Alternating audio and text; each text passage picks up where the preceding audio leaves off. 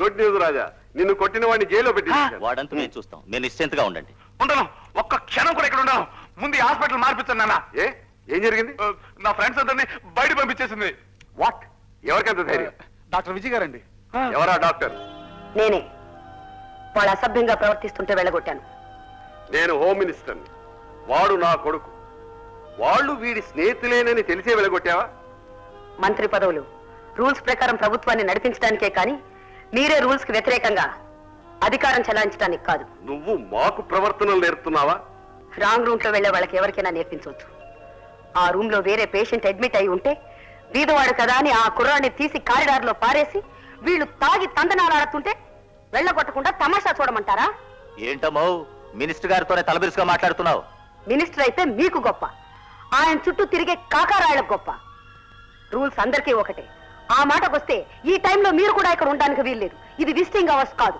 I'm sorry.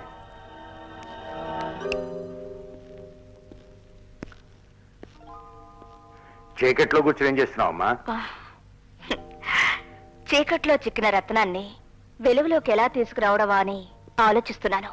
Photography మానేసి రత్న పరీక్ష మొదలెట్టావేమిటి? పరీక్ష చేతకాకే రత్నాన్ని రాయనుకున్నాను. ఎవరిని గురించి మనం మాట్లాడింది? శంకరం సంగతి.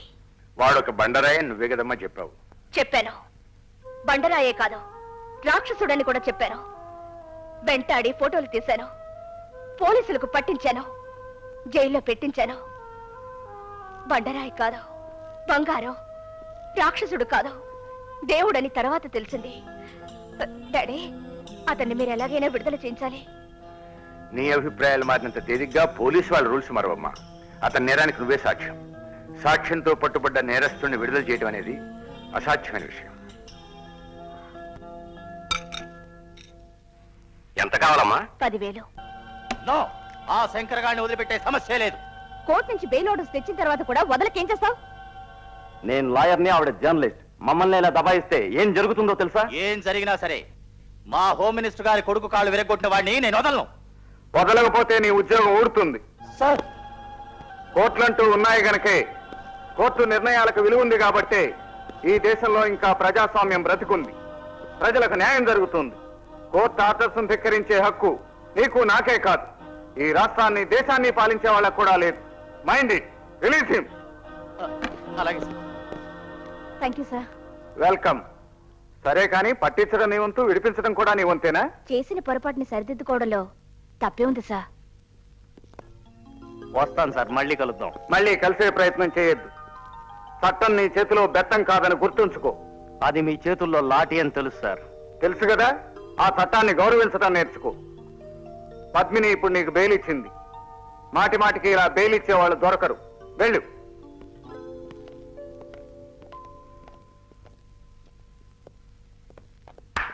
హలో, థ్యాంక్స్ చెప్పించుకోకుండా వెళ్ళిపోతున్నావు ఏమిటి? థ్యాంక్స్ నాకు కాదు, ఆ అవ్వకి చెప్పండి. బోలు డబ్బోసి నువ్వు బెయిల్ తెస్తే అవ్వకు థ్యాంక్స్ ఎందుకు?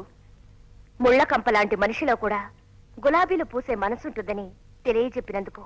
ముళ్ళు లేకపోతే గులాబీకి రక్షణ ఎలా ఉంటుంది? ముళ్ళున్నాయి కదా అని పోట్లగిత్తలాగా అందరినీ పొడవటమేనా? జనం మీద పడి పీక్కు తినే కాట్ల కుక్కల లాంటి రౌడీల్ని తరిమి తరిమి కొట్టాలన్నా, డబ్బుతో కళ్ళు పొరలు కమ్మి మనుషుల ప్రాణాల మీద కారుతోలే అడవి పందుల్ని మట్టి కరిపించాలన్నా ముళ్లతోనే గుచ్చాలి, కొమ్ములతోనే పొడవాలి. అదేదో నన్ను పొడవకండి. అవతల కాలనీలో మీకోసం అందరూ ఎదురు చూస్తుంటారు, నడవండి. Smuggling star Simon pox